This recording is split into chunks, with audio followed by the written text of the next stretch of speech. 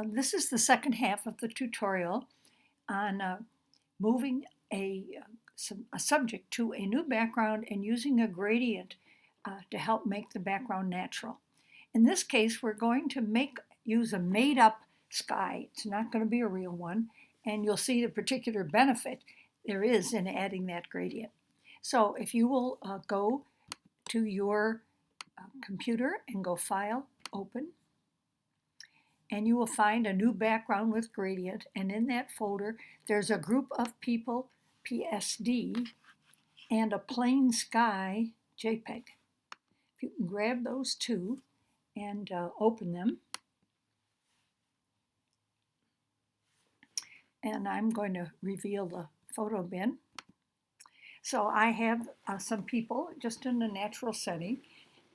It's a very small file, and so things will look better on a bigger file, but this will be all right for what we're doing. So what we're going to do is start with the people picture, and I purposely have it as a PSD file because I've already created a selection of the people, just because that's not what we're trying to do in this lesson. But to remind you, what I did was I used the magic wand tool, and with several clicks of that tool, I got the background, the sky, and all the little places under his arm and between his arm and the little girl's head, got all that selected, and then I inverted it to get the selection of the people. And I did a little bit of refining the edge before I got to this, just to try to make it an easier job for what we want to do. And then I saved the selection. So for us to start, we're going to go to the Select menu, and we're going to open it and find Load Selection. And when you go there, you'll find People. And when People is the selection, you click OK. And you have a selection that I've prepared of the people. And we're going to move it into a totally made up background. Sometimes you may not have the background you want, but this shows you how you can use something that is just created and made up and looks pretty natural. So I'm pulling it away so I can see my plain sky. Just for your knowledge, that it pays to make your sky the same dimensions and resolution as the image you're moving into it. I didn't talk much about that, but I've created these to be same resolution, same number of pixels, so when I move it into the other, it fits pretty neatly on top of it. If you had a larger thing, you'd have to just crop away the extra background. So having it selected and ready to go, I'm going to grab the Move tool.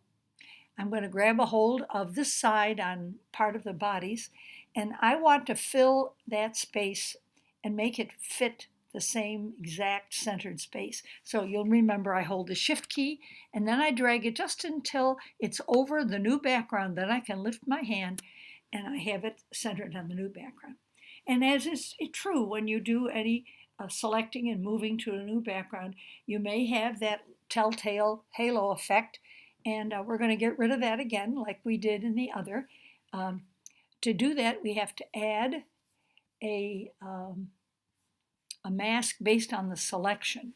So I'm going to bring this selection back by holding down Control on Windows, Command on Mac, and clicking that. That brings back the selection. While I have the people selected here, I want to put a mask with them featured. All I do is, while they're selected, is simply add a mask. Oops, I hit the wrong thing, folks. Sorry, I meant to hit the little mask icon. And that gives us the selection, and the background that I don't want to see is masked out. So just as a reminder, let me go back and repeat that. So here we have the selection, but there's no mask to help you modify the edges. So while the subject is selected, I go up to the Add a Layer Mask, and I click it. And now I have a mask surrounding that isolates the people from the background. And as you remembered from before, we can smooth out the edges around between the new background and this by working on the layer mask. And we want to paint with black over the edges in a special mode. So let's go over here and grab your brush tool. Let's be sure it's black. Let's come down and make sure your opacity is 100%. You have a soft brush. And then it's important thing for this job is that the mode is in overlay. That's what allows you to paint around the edges of the subject. So with that taken care of and it's in overlay, I come up here and I'm just going to start painting over the edge between the shirt or the body, any of the edges in here. And it may take more than one repetition over that to satisfy what we want to do. You just keep repeating it over those edges, and that overlay picks up areas that are in there that have that little rough halo edge, and it allows us to smooth it out a bit. And I'm going to go around. There's not too much to do. I tried to make that selection so as not to have too much. Sorry, didn't mean to do that. So I'm going to come back here again and just add it a little more.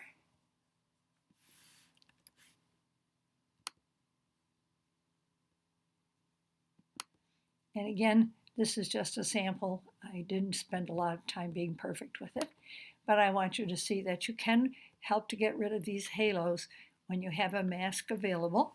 So once I've done that, I now am dealing with a background that's very unreal. And so if you can remember what we did in the earlier tutorial, we're going to select the background and we're going to add a hue and saturation layer. So I'm going to go to the adjustment layer and I'm going to open Hue and Saturation, which is right above the background. And then we're not going to use it immediately, if you recall. Instead, we're going to set up a gradient tool so it's ready to draw a gradient over the background. So if what we do is we come over to the gradient, which is the tool that you can find by knowing what it looks like or by typing the letter G. And then you want to be sure that your gradient is going to be the black to white one. We want to have the darker part of the sky, the upper part, and the lighter part, the lower. And so the gradient from dark to light. And you'll notice that we don't have the reverse checked. We want to keep it black to white. Nothing else has changed. Check to be sure you're using the linear gradient. And then let's just click the edit as we did before. And this time, because we don't have much of the horizon visible, I'm going to leave this back where it was here. And we're going to use the full range because we're not seeing the bottom. The people are filling up the area where you normally would see. So we just want to make that pronounced. And so we're going to use the full range of it and then just simply say OK. Having done that, you want to be sure you're on the mask for the hue and saturation layer. And then you're going to come up here at the top and you're going to put your tool down and hold the shift key, draw a straight line down to the bottom. And again, of course, it's done, but you don't see the effect. And that's because we have to work with that hue and saturation adjustment. I have it visible. If you don't have it, you double click here in the thumbnail in this layer and it will make it visible to you. And if you'll recall that I said you could change the hue of the sky if you don't like it. You can change it a little bit. I don't want it purple. You could make it a little bit more toward the other side. And if you don't want to change it, I go back and just type a 0 at the end. I'm just using what I had. Saturation, if the sky needs to be saturated. Otherwise, you're going to go to the lightness one. And as you drag the bottom to the light, you'll see that that background now is lighter at the bottom than it is at the top, which gives it a much more natural sky appearance. And to see what you did, you're going to come up here and hide the layer that has all this work on it, and you'll see the difference. So all that does is give you the appearance that that might be a real sky behind.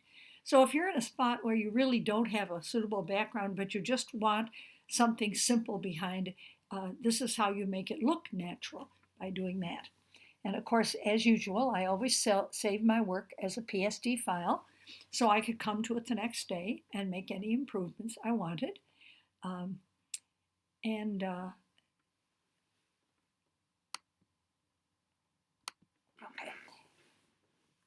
And then the next day you can open it, and if you're finished, you just simply go ahead and merge it and save it in whatever format you need. This is simply a little practice one, so you don't need to make much of it, you can practice it, but then you want to find something of your own that's real that you can work with.